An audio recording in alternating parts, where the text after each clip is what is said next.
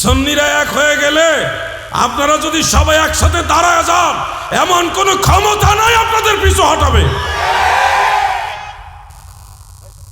কিন্তু আপনারা ঐক্যবদ্ধ থাকতে হবে। একতার বলে হও বলিয়ান, উড়িবে আকাশে তব বিজয় নিশান। যদি বিচ্ছিন্ন হয়ে যান তাহলে বাতিলরা সুযোগ পেয়ে যাবে। আর যদি ভাইয়ে ভাইয়ে হাত মিলিয়ে রাখেন, হাতে হাত মিলিয়ে রাখেন, তখন আর কোনো অপশক্তি আপনাদের পর্যদস্ত করতে পারবে। আমি আশা করি আপনারা ঐক্যের পক্ষে।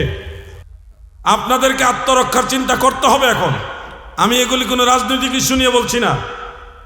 আমাদের দরবার অলি আল্লাহদের, খানকা পীর ফকির আউলিয়াদের পক্ষে যারা আছেন, আপনারা এই আশা করে রাখেন যে আল্লাহটা আল্লাহ দেখবে। এটা বনি ইসরায়েলের খাসিয়ত। এই যে দুরূদ শরীফের চর্চা, জিকিরের চর্চা সুন্নি মুসলমানদের মাঝে পাবেন, কিন্তু যারা সুন্নি নয়, বাতিলদের বিভিন্ন দল, সেখানে গিয়ে দেখবেন তেমন কোনো দুরূদ শরীফের চর্চা নাই, সেখানে তেমন কোনো জিকিরের চর্চাও নাই। আমল আখলাকের সাথে যেই মুসলমানরা লেগে আছে নবীর তরিকার সাথে, তারাই হলো সুন্নি মুসলমান। কারণ তাদেরকে শিক্ষাটা দিয়েছে কে? আল্লাহর ওলিরা। কারা দিয়েছে? আল্লাহর ওলিরা দিয়েছেন। ওলি আল্লাহদের দরবারের সাথে যারা লিপ্ত থাকে, সম্পৃক্ত থাকে, তারা দেখবেন বিনয় হয়, আদবী হয়, একটু মানুষের প্রতি মেহেরবান হয়, রহমশীল হয়, হুট করে মানুষের উপর আঘাত করে না। কারণ এই মাহফিলে না, শুধু যত সুন্নি মাহফিল আছে, একান্তই যদি অর্থনৈতিক সমস্যা না থাকে, প্রত্যেকটা মাহফিলে তারা তাবারুকের ব্যবস্থা করে। যেই মানুষগুলি মানুষকে খাবার খাওয়ায়, এই মানুষ খুব সহজে মানুষের মাথায় বাড়ি দিতে পারে না। আজকের এই মাহফিলে সকালবেলায় 8 থেকে 10 জন ডাক্তার এখানে উপস্থিত হয়ে ফ্রি চিকিৎসা দিয়েছে, মানুষের সেবা করেছে। কোনো টাকা নাই নিছে নাকি? বিনা পয়সায় মানুষকে চিকিৎসা সেবা ফ্রি দিয়েছে। এটা মানব সেবাটা গতকালও দিয়েছে, আজকেও দিয়েছে। আমাকে জসিম ভাই বললেন, নার্সারির জসিম ভাই বললেন, হুজুর এই মাহফিলের জন্য আমার একটা আলাদা দরদ। কারণ বহু বছর আগে আমি রাত্রেবেলায় ওই দূরে দাঁড়ায়া হঠাৎ করে দেখেন, এটা ওনার একটা প্রেমের অবস্থান, যে আমি দেখি মাহফিলের বরাবর উপরে লম্বা করে একটা আলো আসমানের সাথে মিশে আছে। এই দৃশ্যটা দেখার পরে আমি সিদ্ধান্ত নিয়েছি, আমি যতদিন বাঁচবো এই মাহফিলের সাথে সম্পর্ক রেখে বাঁচবো ইনশাআল্লাহ। অনেক সময় এরকম হয়, অনেকের হাল হয় এরকম, যে হালে নূর দেখা যায়। শাহ ওলিউল্লাহ মুহাদ্দিসে দেহলভী রহমাতুল্লাহ আলাইহি বলেন, ফুয়ুজুল হারামাইনের মধ্যে উল্লেখ করেছে, আমি মক্কা মুকাররমায় মাহে রবিউল আউয়াল শরীফে গেলাম, দেখি মক্কার মুমিন মুসলমানেরা দয়াল নবীর মিলাদের দিবসকে এত জাঁকজমকের সাথে উদযাপন করছে, এতটা মহব্বতের সাথে নবীর মিলাদুন নবী উদযাপন করছে। আমি তাকায় দেখি আসমান থেকে অঝর ধারায় রহমতের ভারী বর্ষণ তাদের উপরে নাজিল হচ্ছে। সুবহানাল্লাহ। শাহ ওলিউল্লাহ মুহাদ্দিস দেহলভী রহমাতুল্লাহ আলাইহি তিনি তার কিতাবে লিখছে, মক্কার মুসলমান ঈদে মিলাদুন নবী উদযাপন করেছে। আজকে আমাদের দেশে যারা মিলাদুন নবী মানেন না, আপনারা তো শাহ ওলিউল্লাহ মুহাদ্দিস দেহলভীকে বাদ দিলে আপনাদের পিরালি থাকবে না, পিরালিও থাকবে না, মুহাদ্দিসের সনদও বাতিল হয়ে যাবে নাকি হুজুর? ভারতবর্ষে যত মুহাদ্দিসিনে কেরাম আছেন, তিনাদের সনদের মধ্যে শাহ ওলিউল্লাহ মুহাদ্দিস দেহলভী আছে কিনা? ওনাকে মারকাজুল আসানিদ বলা হয়। শেখ আব্দুল হক মুহাদ্দিস দেহলভী এবং শাহ ওলিউল্লাহ মুহাদ্দিস দেহলভী দুজনকে মারকাজুল আসানিদ বলা হয়। ওনাদের যত মুহাদ্দিস আছে এবং যত সিলসিলা আছে, তরিকা আছে, ম্যাক্সিমাম সিলসিলার মধ্যে ওনার নাম আছে। আজকে যারা হঠাৎ করে ফতোয়া দিচ্ছেন, শোনেন, দু একটা কথা না বললে নাই হয়। পৃথিবীর সব আল্লাহর ওলিরা মিলাদুন নবীর পক্ষে। গাউসে পাকের দরবারে গিয়ে দেখি রবিউল আউয়াল মাসের 1 তারিখ থেকে 12 তারিখ পর্যন্ত পুরা 12 দিন মিলাদুন নবী উদযাপন করে। আমি নিজের চোখে দেখে আসছি। গাউসে পাকের দরবারে বাগদাদ শহরে, পুরা শহরের প্রতিটা ব্রিজে ব্রিজে সবুজ রঙের পতাকা লাগায়। আমাদের মাযহাবের ইমামে আজম আবু হানিফা রাহমাতুল্লাহ আলাইহির মাজারে পুরা রবিউল আউয়াল মাসের 12 দিন বিশাল লাইটিং সবুজ পতাকা লাগাইয়া ইমাম আবু হানিফার দরবারে মিলাদুন নবী উদযাপন হয়। সলিমউদ্দিনের ফুলা কলিমউদ্দিন বাগদাদের নাম নাই, সানমুল্লার বিয়ায় হেকো মিলাদুন নবী বেদাত। খামোশ, লেখাপড়া করতে হবে। সমস্ত ইমামরা যেটা মানে হে মানে না, তুমি না মানার কে? তুমি কে? যাদের মাধ্যমে ইসলাম ধর্ম 1400 বছর পর্যন্ত পেয়েছি তাদেরকে মানতে হবে, ঠিক কিনা বলেন? আল্লাহ তাআলা কি বলেছেন কুরআনুল কারীমে, ওয়াত্তাবি সাবিলা মান আনাবা ইলাইয়া। আল্লাহ আমাদের ডিরেকশন দিয়েছেন, ওই রাস্তা অনুসরণ করো। ওয়াত্তাবি অনুসরণ করো, সাবিলা, সাবিলুন মানে রাস্তা, তরিকা, ওই তরিকা অনুসরণ করো। কার তরিকা? মান আনাবা ইলাইয়া, যারা আমি আল্লাহর দিকে সন্তুষ্ট চিত্তে চলে আসছে তাদের রাস্তা অনুসরণ করো। তাহলে যুগের বড় বড় ইমামরা যেহেতু মিলাদুন নবীর পক্ষে, আমরা পক্ষে থাকবো না বিপক্ষে থাকবো? ওলি আল্লাহর বাংলাদেশ এই শহীদ গাজীর, বলুন শাহজালালের বাংলাদেশ, শাহপরানের, রহম করুন আল্লাহ, রহম করুন আল্লাহ। আপনার পথে শহীদ যারা, আপনার পথে শহীদ যারা, আমরা তাদের বংশধর, রহম করুন আল্লাহ, রহম। বলুন ওলি আল্লাহর বাংলাদেশ এই শহীদ গাজীর, আমানত শাহের বাংলাদেশ, খাজা খান জাহানের বাংলাদেশ, রহম করুন আল্লাহ, রহম। আমার যুবক ভাইরা গো, প্রকৃত ইসলাম কোন দিকে সেটা আপনাকে বুঝতে হবে। প্রকৃত ইসলামের যে আদর্শ, এটা আল্লাহর ওলিদের দলে। ওলি আল্লাহর আপনার কাছে ক্ষমতা চায় না, কোনোদিন বলবে না কোনো আল্লাহর ওলি যে আমাকে তোমরা ভোট দিলে তোমরা জান্নাতের টিকিট পাইবা, এটা কোনোদিন বলবে না। ওলি আল্লাহরা ক্ষমতা লোভী হয় না, হয় নাকি ভাই? যুগের চাহিদায় এই বর্তমান প্রেক্ষাপটে একটা অবস্থান দাঁড়াইছে যে এখন যদি তাসাউফপন্থীরা দায়িত্ব না নেয় তাহলে পরবর্তীতে ইলমে তাসাউফের কথা বলাই যাবে না, এমন অবস্থা তৈরি হচ্ছে এখন। আমরা বারবার প্রতিবাদ জানাচ্ছি, ভদ্রতা দিয়ে এই যুগে চলেই না, এমন অবস্থা চলে যাচ্ছে। ভদ্রতার নমনীয়তা দিয়ে এই জমানায় চলা যায় না। আপনাদেরকে ওইভাবে ঐক্যবদ্ধভাবে বাতিলদের প্রতিরোধ করতে হবে, ঐক্যবদ্ধভাবে, কোনো ছাড় দেওয়া যাবে।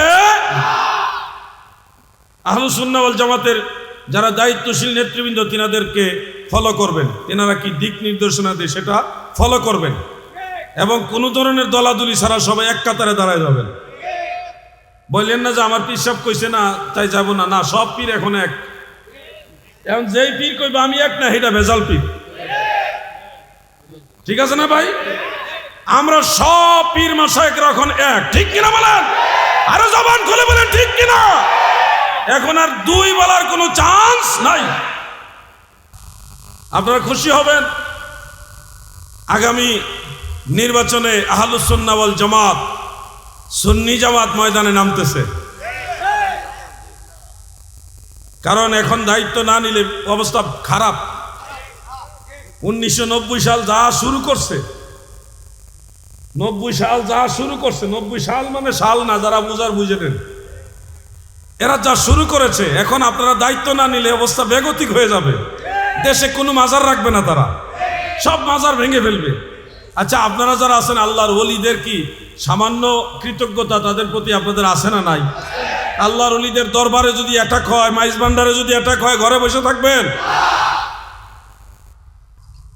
আমরা সুন্নিরা কোনোদিন কোথাও গিয়ে আক্রমণ করি না, কিন্তু আমরা বারবার আক্রমণ শিকার হই। এজন্য আপনাদেরকে বলছি, অনেক সুন্নি বক্তারা কি ওয়াজ করে জানেন? আমরা মারামারিতে বিশ্বাসী না। একতরফা এরকম বলবেন না, আমরা কখনো মারামারি চাই না, ঠিক আছে, বিশ্বাসী না বলেন না। জান বাঁচাইতে হইলে আত্মরক্ষা আপনাকে করতে হবে না, ওইটা শিখাইতে হবে আপনাকে। বাতিলরা তাকবীর দেয় কি না, লিল্লাহি তাকবীর না, তারা তাকবীর দেয় হলো আল জিহাদ, আল জিহাদ, সাবিলুনা সাবিলুনা আল জিহাদ।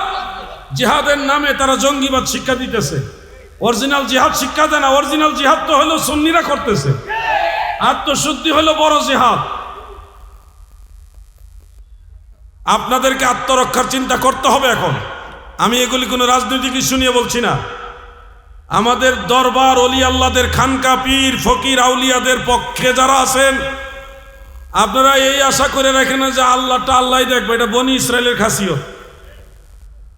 বনি ইসরায়েলের লোকেরা, আল্লাহ তাআলা বলছে, হে মূসা, তোমার উম্মতদেরকে বলো বাইতুল মুকাদ্দাস এটা বিজয় করার জন্যে সেখানে একটা যুদ্ধ করে তোমরা এটা আওতায় নাও, আমি আল্লাহ তোমাদের সাহায্য করব। মূসা আলাইহিস সালাম বনি ইসরায়েলদেরকে জমাইছে, জমায় বলতেছে আল্লাহ তাআলা আদেশ দিছে আমরা যেন জিহাদ করি, জিহাদ করে মসজিদুল আকসা, ফিলিস্তিনের মসজিদুল আকসা যেন আমাদের কন্ট্রোলে নিয়ে আসি। বনি ইসরায়েল জাতিরা খুব তীক্ষ্ণ জ্ঞানী, তারা বলল, হুজুর, হে আল্লাহর নবী, আমরা যুদ্ধে যাব, কিন্তু এর আগে আমরা একটু গোয়েন্দা পাঠাই, গুপ্তচর পাঠাই, দেখি তাদের কি হাল হকিকত। সর্বসম্মতিক্রমে গুপ্তচর পাঠালেন। পাঠাইয়া দেখে ওই দেশে আমালিকা নামক একটা জাতি আছে।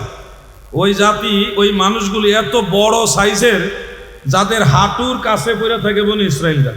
এত লম্বা লম্বা মানুষ, এত বড় বড় মানুষ দেখে এই গুপ্তচররা ফেরত এসে বলে, হে আল্লাহর নবী মূসা, আমরা মিশরে ছিলাম, ভালোই ছিলাম, আপনি আমাদেরকে এখানে আনছেন, ঠিক আছে, আপনি কইছেন আল্লাহ তাআলা নদীর পানি সাগরের পানি ভাগ করে দিছে, নদী পার হইলাম, পরে আল্লাহ পানির নহর দিছে, তাও ঠিক আছে, মান্না সালাওয়া খাবার দিছে, তাও ঠিক আছে।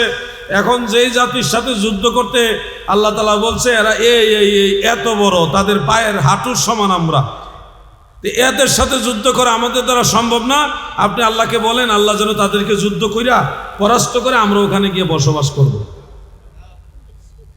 কত আরামের জাতি তারা। আমি কেন বলতেছি কথাগুলো বুঝতেছেন না আপনারা? যেহেতু আল্লাহর ওলি, উনি ইসলামের দাওয়াত নিয়ে আসছে, ওনারা কারামত দেব, আল্লাহ আসমানের গজব দিয়া ওহাবিদের বাতিলদের ধ্বংস করে তো, এরপরে আমরা মাজারে যাই আসেনি খামুনে নাকি? বিষয়টা কিন্তু ওরকম মিলে যাচ্ছে। তারা বলল, বনি ইসরায়েলিরা বলল, হে আল্লাহর নবী, আপনি এবং আপনার রব আল্লাহ তাআলা আপনারা দুইজনে যুদ্ধ করেন, যুদ্ধ কইরা এদেরকে পরাস্ত করেন, এরপরে আমরা সবাই ওই এলাকায় যাইয়া বসবাস করবো ইনশাআল্লাহ। কি সুবিধাবাদী চিন্তা করছে। আল্লাহ তাআলা নারাজ হইলেন এবং তাদেরকে সাজা দিলেন। বনি ইসরায়েলকে 40 বছরের সাজা দিছে। কত বছরের? 40 বছরের সাজা, জেল দিছে। ওই জেলখানা দেখে আসছি আমি। এটা জর্ডান এবং ফিলিস্তিনের মাঝামাঝি একটা এরিয়া। ওই এরিয়ার চতুর্দিকে এত বড় বড় পাহাড়, যে পাহাড় টপকায়া অন্যদিকে যাওয়ার কোনো সুযোগ নাই। এত বড় বড় পাহাড়, কোনো মতে এগুলি আর পার হয়ে যাওয়ার কোনো কায়দা নাই। এই এরিয়ার ভিতরে আল্লাহ তাআলা বনি ইসরায়েলদেরকে আটকায় দিলেন। তারা সারাদিন সারা রাত হাঁটে, বের হওয়ার রাস্তা খুঁজে, খুঁজতে খুঁজতে ওই দেখে যেখান থেকে রওনা দিছে ঘুরে ওইখানে আবার আসে। এইভাবে ঘুরতে ঘুরতে 40 বছর হয়ে গেল। হযরত মূসা আলাইহিস সালাম পর্দা নিয়ে নিলেন। তখন মূসা আলাইহিস সালামের খলিফা হলেন হযরত ইউশা বিন নুন আলাইহিস সালাম। একটা প্রজন্ম ইন্তেকাল হয়ে গেল, বনি ইসরায়েলের একটা প্রজন্ম সবাই মারা গেল। নতুন প্রজন্ম আসছে এবং নতুন খলিফা হযরত ইউশা বিন নুন, উনি আল্লাহর নবী ছিলেন। ওনার মাজার হলো জর্ডানে, অনেক লম্বা মাজার। ওরে আল্লাহ, এত লম্বা মানুষ, তাও আমালিকা জাতির হাঁটুর সমান। তাহলে তারা কত বড়! এই ইউশা বিন নুন আলাইহিস সালাম যুব সমাজকে বুঝাইলেন, দেখো আমাদের পূর্বপুরুষ যারা, আমাদের পিতা, আমাদের বাপ চাচা যারা, তারা সবাই কিন্তু ধ্বংস হয়ে গেছে আল্লাহর আদেশ না মানার কারণে। তোমরাও যদি আল্লাহর অবাধ্য হও তাহলে এইভাবে ধ্বংস হইতে থাকবে, এই জেল থেকে বের হইতে পারবা না। জেলের ভিতরে খাবারের ব্যবস্থা ছিল, পানির ব্যবস্থা ছিল, ওই মান্না সালোয়া খাওয়াইছে জেলের ভিতরে, কিন্তু পানির নহর সব ছিল। ওই জেলখানায় গেলে কয়েদিদেরকে যে খাবার দেওয়া লাগে, সিস্টেম চালু হয়েছে ওইখান থেকে। আল্লাহ তাআলা শিখাই দিয়েছে জেলে গেলে খাওয়ান দেওয়া লাগবে। এইখান থেকে ইউশা বিন নুন সবাই রাজি করালো, যুব সমাজ সবাই রাজি। তারা কি করলো, যে ঠিক আছে আপনি আমাদেরকে নিয়ে যান, আমরা যুদ্ধ করব। তবে আল্লাহ তাআলাকে জিজ্ঞাসা করেন আমরা কিভাবে যুদ্ধ করব, কৌশল যেন আল্লাহ শিখাই দেয়। কারণ তারা তো আমাদের দৈহিক আকৃতির চেয়ে অনেক বড়, আমরা কিভাবে যুদ্ধ করব যেন কৌশলটা আল্লাহ তাআলা শিখায় দেন। ইউশা বিন নুন আলাইহিস সালাম আল্লাহ তাআলাকে জিজ্ঞাসা করলেন, আমার আল্লাহ বলেন তোমরা যাও তরবারি নিয়ে যাও, তরবারি নিয়ে তাদের পায়ের গোড়ালির কাছে আঘাত করবা। কোথায়? পায়ের গোড়ালির কাছে আঘাত করবা, দেখবা তারা পড়ে যাবে। এরপর তোমরা তাদের ঘাড়ে আঘাত করবা, আমি আল্লাহ তোমাদের সাহায্য করব। মহান আল্লাহ তাআলার শিক্ষা দেওয়া কৌশল নিয়ে নবিউল্লাহ হযরত ইউশা বিন নুন আলাইহিস সালাম যুবকদেরকে নিয়ে যুদ্ধ করতেছে। এত বড় মানুষ, বিশাল বড় বড় মানুষ, সুযোগ করে তরবারি দিয়ে পায়ে আঘাত করছে, করলেই লোকরা পড়ে যাচ্ছে, আবার ঘাড়ে আঘাত করছে। এইভাবে যুদ্ধ চলতেছে, যুদ্ধ চলতেছে। ওই দিন ছিল শুক্রবার, কি বার? শুক্রবার, জুমাবার ছিল। সূর্য অস্ত হয়ে গেলে হয়ে যাবে শনিবার। শনিবারে যুদ্ধ নিষেধ, শনিবারে যুদ্ধ নিষেধ। এই আইন যদিও মুসলমানরা মানবে, কিন্তু ওই আমালিকা জাতি তো আইন মানবে না। সূর্য অস্ত হয়ে গেলে মুসলমানরা আর যুদ্ধ করতে পারবে না, আল্লাহর নিষেধ। কিন্তু আমালিকা জাতি এই সুযোগ নিয়ে মুসলমানদের আবার ধ্বংস করে দিবে। এই জন্যে নবিউল্লাহ ইউশা বিন নুন আলাইহিস সালাম দোয়া করলেন, আল্লাহ, ও আল্লাহ, এখন কি করব?